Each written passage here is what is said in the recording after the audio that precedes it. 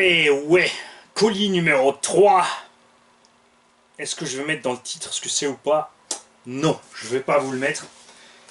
Et ça, je vais le déballer tranquillement. Je vais en profiter parce que plein d'idées en tête à ce sujet. 4 roues Traxxas 5.3 par 2.2, donc la taille au-dessus des roues qu'on avait déballées précédemment avec les autres jantes. C'est-à-dire que je ne savais même pas que Traxxas pour le TX4, enfin je ne m'étais pas penché dessus évidemment, faisait différentes tailles de pneus.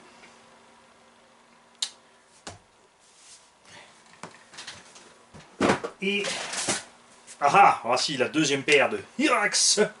Je les ai mis où? Je les ai mis là.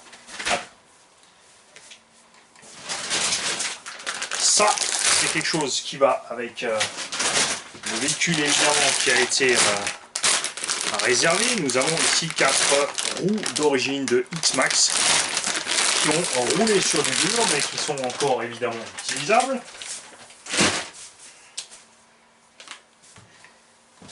Ah, ma deuxième paire de roues neuves à moi, rien qu'à moi. Je vais la cacher là derrière, comme ça. Vous n'allez pas voir que je vous fais un stock monstrueux de roues X-Max d'origine. Il y en a qui ont la phobie des miroirs et des machins, moi c'est la phobie des pneus. Et le petit quatrième larron de la bande. Des marchepieds. Ouais, il y en a 2-3 là. Il y a ça, c'est à moi. Je vous dis pas ce que c'est. Il y en a 2-3 qui se posent des questions là. Il y a French RC Garage et RC Modélisme qui sont en train de se dire mais qu'est-ce qui nous prépare le gros nigo? Une carreau des Ford Bronco Ranger XLT. Et là aussi, quelque chose, là pareil, hein. Je ne savais pas parce que je ne me suis pas posé la question. Ces carreaux arrivent complets avec pare-choc avant-arrière et toutes noires. Et après, Traxxas c'est pas emmerdé en fait. Hein, d'habitude ils font teinter dans la masse et là non. En fait tu reçois des stickers à appliquer pour faire soit la version rouge et noir, soit la version Sunset. Pour l'instant, ils ont fait des nouvelles couleurs, donc évidemment il y aura des nouvelles décalcos. Pour les fans de crawler, merci de nous dire si ça existe à part ou pas. Ces nouvelles décalcos. On va remettre tout ça proprement à l'intérieur. C'est vrai que ça, s'ils nous ont fait ça tout bien emballé. On va mettre tout ce qui va avec le petit crawler ici. Et oui, vous l'avez deviné, tonton Gianni, et il m'a envoyé tout ça parce qu'il arrête la RC roulante. Il a envie de se mettre au truc volant. C'est à chacun évidemment de trouver avec quoi il est à l'aise. Moi, c'est définitivement les MT dans la gadoue et dans un endroit plein d'obstacles que je préfère. Ouais, je vais me mettre ça par là. Hop. Un kit de réhausse de suspension. Ça aussi, c'est inconnu au bataillon pour moi. Il livre donc 4 amortos, tous les liens rallongés, y compris les liens de la direction, apparemment un support de servo, des câbles pour le changement de vitesse un peu plus long, puisque les ponts sont un peu plus loin, et des biellettes et des pièces annexes. Existe en rouge, en bleu, en je sais pas quoi. C'est assez sympa. Évidemment de la pub pour leurs roues et tout. À l'intérieur, on a les pièces d'origine. Ah, les rotules n'ont pas été utilisées. Peut-être que ce sont les mêmes. Les amortos d'origine, les ressorts d'origine et tout ce qu'il faut. Donc on a un kit complet de pièces standard ici TRX4 avec un petit pignon moteur. Et vous avez bien deviné la suite. de ce qui arrive.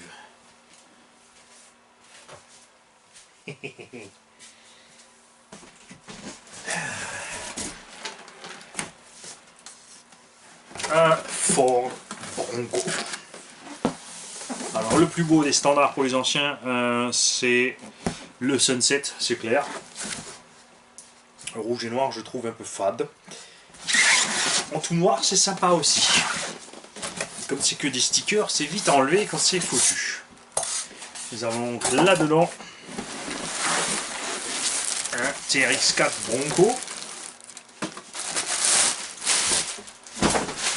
La radio, je vous la présente pas. Si? Non, vous la connaissez la radio.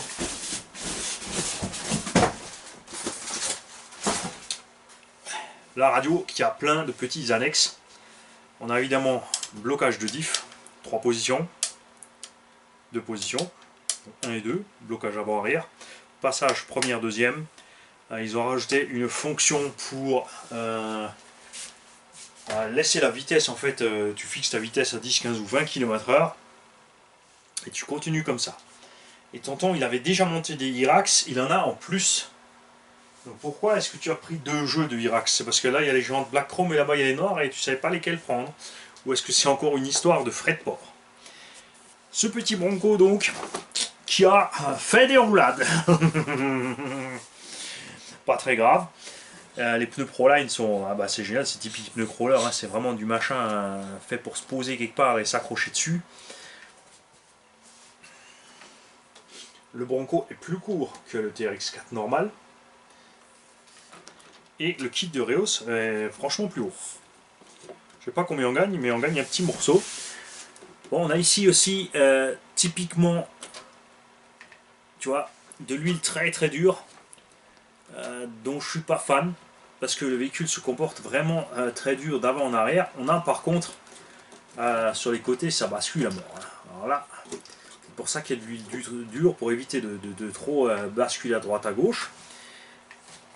Je n'y connais rien du tout en crawler, c'est mon petit Geronimo, je pense, qui va venir me filer 2-3 conseils et des coups de main. En tout cas, là, le croisement de pont, il est beau. Et vous en doutez, évidemment, je me suis bien marré dans la forêt avec le Toyato. Bon, c'est sûr, le Toyato, hein, tu peux y aller, tu vas, franchement, tu lui mets parce que ça te fait plaisir de lui distribuer. Là, bon, c'est cool aussi, hein, j'ai une carreau un peu usée, donc peut-être qu'il va m'arriver la même chose. Contrairement au TRX4 Defender, le Bronco a les pare-boues montés dans le véhicule. On a évidemment le triste Titan 21 tours 550 avec un petit variateur XL5 qui a un bec externe catastrophique qui ne permet pas d'alimenter un cerveau correct. En plus, on a les 3 micro-cerveaux de blocage. Il n'y a pas encore de LED ni rien là-dedans. Ni de son, ni que dalle. Je vais évidemment passer ceci en brushless. On ne roulera pas ce machin en charbon. Les Ford Bronco sont des V8 de 5 à 7 litres de cylindrée qui développent entre 180 et 200, je crois, 70 chevaux de série. Évidemment, tu peux, t'en trouves des dopés, tout ce que tu veux. Et roule escale avec un engin qui avait un V8 de 250 chevaux, ça veut dire qu'on peut théoriquement aussi rouler un petit peu vite quand même. Et évidemment, on va pas faire du monster trucking avec des bacs et des front flips et machin, mais on va travailler cette suspension et on va faire un véhicule un peu multi-usage, profitant de cette boîte à 2 vitesses et de ces blocages de pont à distance, parce que là ils sont très très libres. Et comme on peut les bloquer par la radio, ça peut vraiment être super méga chouette dans tout terrain. Je me pencherai aussi évidemment sur l'ordre de blocage, s'ils ont bien fait le blocage avant puis arrière ou l'inverse. Pareil, je ne me suis pas penché dessus, j'y connais rien du tout sur le TRX4. Je vais découvrir cet engin en travaillant dessus et en allant m'amuser dans la boue. Parce que j'aime jouer de la boue, moi.